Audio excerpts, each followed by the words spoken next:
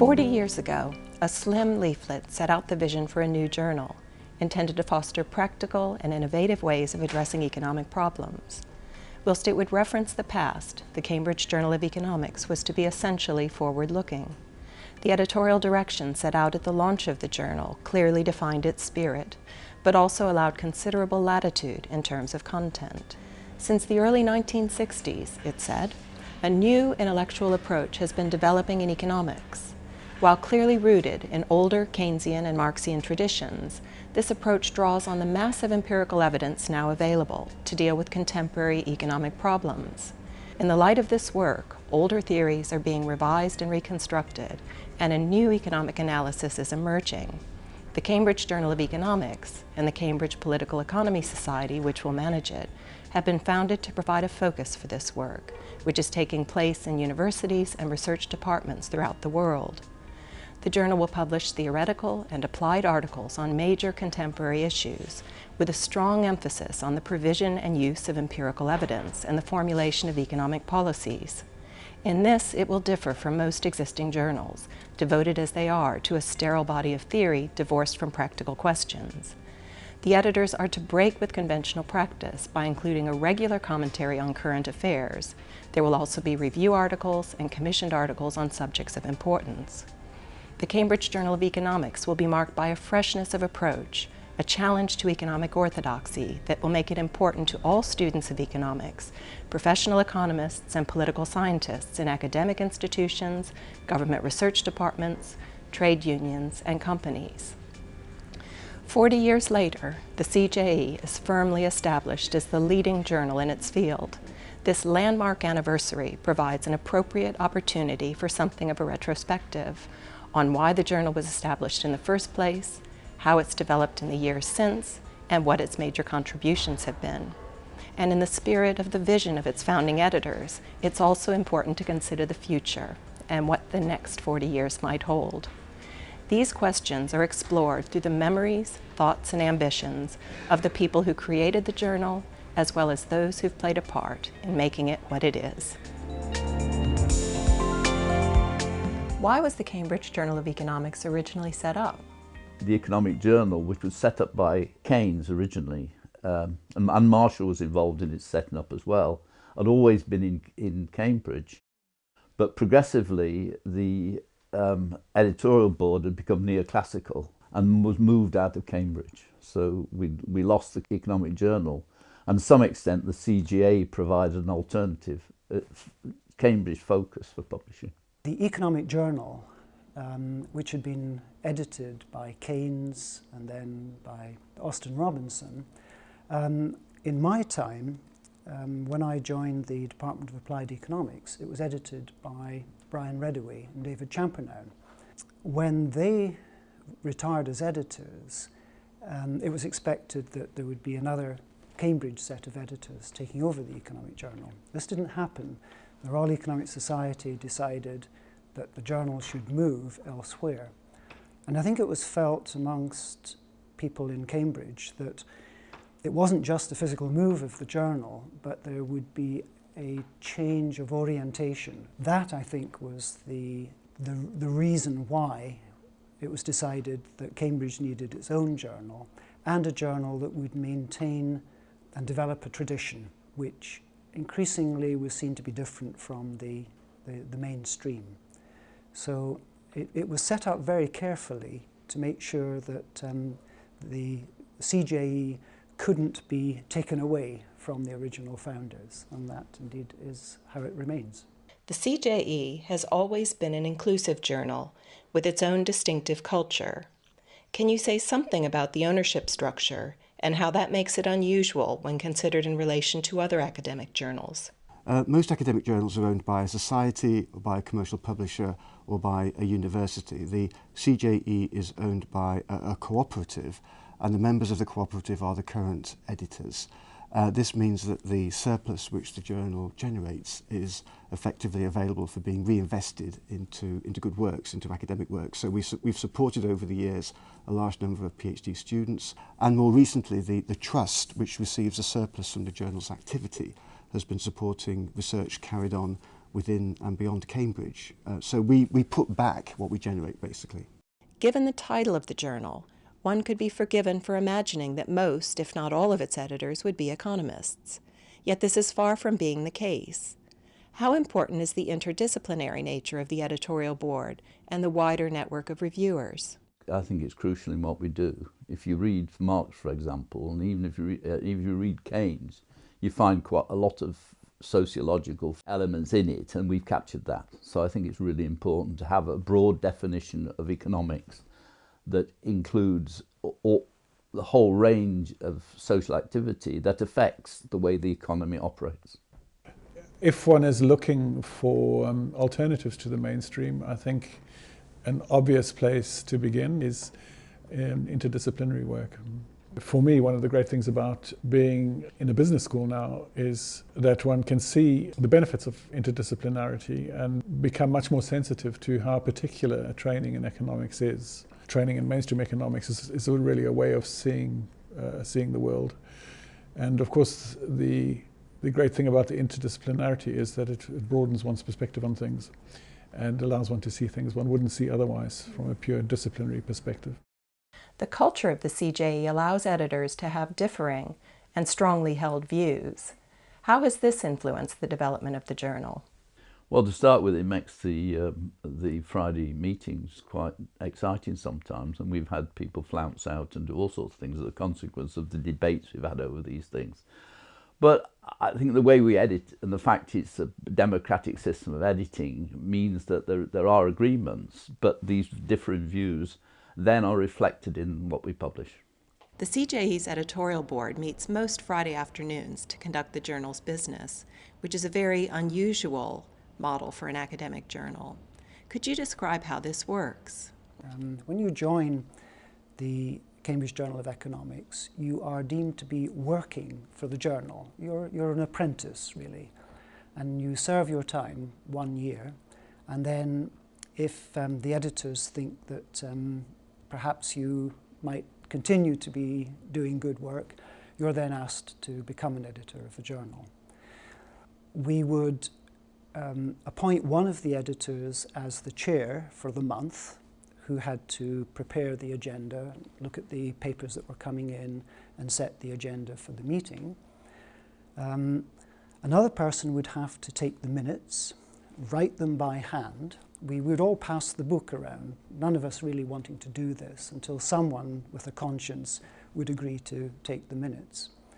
The other important functions of the Friday meeting were that someone had to make the tea, and the other was that someone had to do the washing up. So that was our format. But remarkably, in the essentials, it has not changed very much. The Friday meeting is very businesslike, with the papers to be considered, assessors to be set up, reviewers to be carried out. We used to have a single assessor for each paper. Now we have 2 assessors to look at the papers. But in its essential elements, I would say that the structure is very much as it was. We had a very particular type of Friday afternoon lunch, which was quite tough, in fact even hard, cheddar cheese, and I'd say robust bread, and this was known as Professor Singh's order, because I think Ajit Singh had made this order back in 1976 or something, and it was still going strong in the mid-1980s and for many years afterwards. And I think we took it in turns, because we were a cooperative. It would be somebody's turn that week to, for example, take the minutes, but also to collect the bread and cheese and make the tea. And I think something of this remains, although I'm pretty sure we no longer have the same bread and cheese. The CJE's founding editors envisioned a journal that would be marked by a freshness of approach, a challenge to economic orthodoxy. What do you think have been the CJE's key achievements in this respect over the past 40 years? It's really a matter of taking the very best heterodox research and providing an outlet for it. I think also a really important contribution that the journal has made relates to developing a conversation between different heterodox traditions. A whole variety of different traditions are represented in the pages of the Cambridge Journal of Economics, and I think that's facilitated a really healthy debate and discussion amongst the different heterodox schools. Well, I think that the CJE has kept the flame alive in a way of a pluralistic approach to the social sciences, including economics, but also the other social sciences. I think there's been a strong trend over the past 40 years for the social sciences to become more quantitative, but not just that. I think quantitative work is fine, but there's also been a tendency for formal modelling to replace empirical research of a more inductive or descriptive nature. I think also there's been a tendency for models to drive research rather than experience and observation. I think that's a bit of a problem. So I think that within the social sciences there should be pluralism, there should be a range of approaches, and the journal has been fantastic at maintaining that position, has also been very good at bringing in other disciplines, law, where I come from, sociology, psychology and economics. The journal's been at the forefront of this when other journals weren't doing it at all. So in all these respects, the social sciences in general, and in particular economics, would be a lot poorer were it not for the journal. The value of the journal is very high, and it has to do with maintaining heterodox economics internationally. So I came from South Africa a long time ago. I remember very clearly me becoming interested in this stuff and literally making regular trips to the library, waiting for the journal to come. Has the journal come in yet? It was a very, very significant and very exciting thing. And then to see it there, and then to be able to have a look at it and see what is happening in the wider world. What are the CJ's links to Keynesianism and to other schools of economic thought? Why is it important to encourage the development of alternatives to mainstream economic thinking? Mainstream economics seems to be a failing project. It doesn't seem to be providing us with insights into the real world or to real world economic policy issues. So if that is correct, if the mainstream project is failing, then of course it is important to try and generate alternatives to that. There is at the moment a mainstream, that's true, which is largely neoclassical in nature, which is to say depends very much upon formal equilibrium type modelling, uses some familiar assumptions about individual rationality to drive its modelling, and uses fairly standard econometrics as an empirical device. I think that what's today's mainstream will not be tomorrow's mainstream, and whatever's happening to the Cambridge faculty at the moment, I think we can say that, like any other economics faculty, it will change and evolve as time goes on. So I don't think that any particular faculty, including the Cambridge one, is necessarily stuck in some neoclassical time warp forever. And I think one could already see this changing. I think what happens is that ideas which often begin in the more heterodox parts of economics come to influence the mainstream. And one can see this even in quite formal mathematical parts of the discipline like game theory, and also in more quantitative empirical parts like econometrics.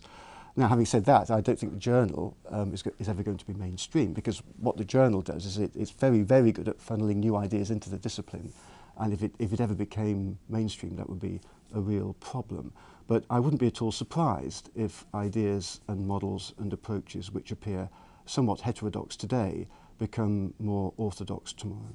It's a matter of regret for me that when you look at the way that we teach undergraduates today, they're introduced to some ideas of Keynesian economics, which is typically based upon the Hicksian ISLM or similar treatments.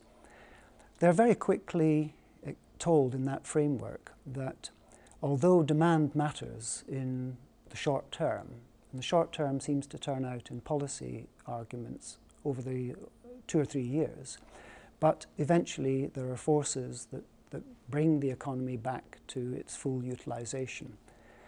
And then in their second year, they are introduced to sophisticated macroeconomic ideas, again allegedly based on Keynesian ideas. And I feel that this just departs a great deal from what was useful about the Keynesian revolution and what is useful about thinking about policy issues. So I feel very strongly that the journal encourages both in its applied work on Keynesian ideas and the theoretical work that a number of our contributors do I think that's a very important feature and a very important alternative to the mainstream. What influence do you think the journal's Cambridge roots have played and continue to play? Well, I think people internationally, if you like, recognise, associate Cambridge with Keynesianism, so it has that sort of cachet. And I think it's fulfilled its original objectives of providing an alternative explanation to the mainstream. I think it was very useful that the founders called the journal the Cambridge Journal of Economics, because that was a signal that we were taking a heritage going back to Alfred Marshall, Pigou, Joan Robinson, Kahn, Richard Goodwin, the inheritors of that tradition. And I think what the journal was saying is, this is where we're coming from, and we will develop areas of work that are inspired by our patrons in that area. So I think it was a very good choice of name to call it the Cambridge Journal of Economics, even though the journal is probably ignored by the present faculty. What do you think the cumulative influence of the CJE has been on the development of economic thinking during the past 4 decades? I think what it's been doing is been holding the fort, if you like. And because the orthodoxy has been drifting further and further away from what we would believe in, we've put a continuous critique of that from this alternative perspective, and we would expect some point in the future then the orthodoxy will have run its course. They made such a mess of it. We're in the middle of the mess it's created, when this alternative thinking will have its credibility restored, if you like. I think it's quite hard to point to particular articles or particular special issues, but there have been some which have undoubtedly influenced policymakers. But I think we don't really understand actually the process by which academic research gets into the policy domain and is then used by politicians. We as academics try to get our message out to civil servants, politicians, business people, people in NGOs and trade unions. We're always doing that, at least I think I am, okay. And I know many other people are. We're not satisfied just with doing academic research, but we understand that the policy making process is very different from the production of academic research, and that ideas get taken up not because they're good ideas or because there's evidence in favour of them, but because of the political winds of change and because of vested interests lobbying. And one has to be realistic about this. But I think that the journal in 2 or 3 areas has been at the forefront of putting forward policies which have been taken up to a greater or lesser extent over the years. In an area I've worked in on the minimum wage, the journal's published a lot of papers on this, on labour regulation viewed from an economic perspective.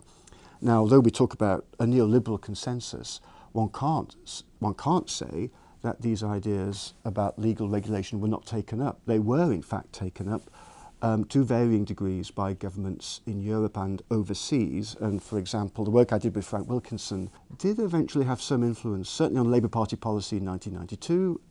That election was lost, so a model for the minimum wage we'd been involved in drafting was not taken up. But in 1998, eventually a National Minimum Wage Act was passed, a somewhat different model, but it's part of a wider policy-making process, I think. These ideas fed into the process, so the work we had done, which a journal had helped to publicise, changed the debate, that's for sure.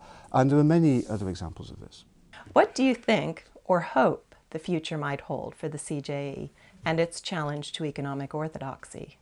Well, I hope it'll continue to do that, whatever the orthodoxy becomes. But I also hope that it'll play a part in creating an alternative and will help to clear up the mess that the orthodoxy has got us into. Well, in many ways, I would hope that it would continue to be the first and primary outlet for the best work in heterodox economics. Also, I would like to see our kind of global scope maintained, where we're publishing research that's been undertaken all over the world. I also hope that the journal will still be able to promote this dialogue between different heterodox schools of thought. It will take a great deal to change the mainstream of the subject. It is fairly impervious to criticism from outside, but events may change things. And I think the financial crisis and its aftermath which is still not resolved at all. I think it will be factors of that kind where it will force people more generally to think about alternatives.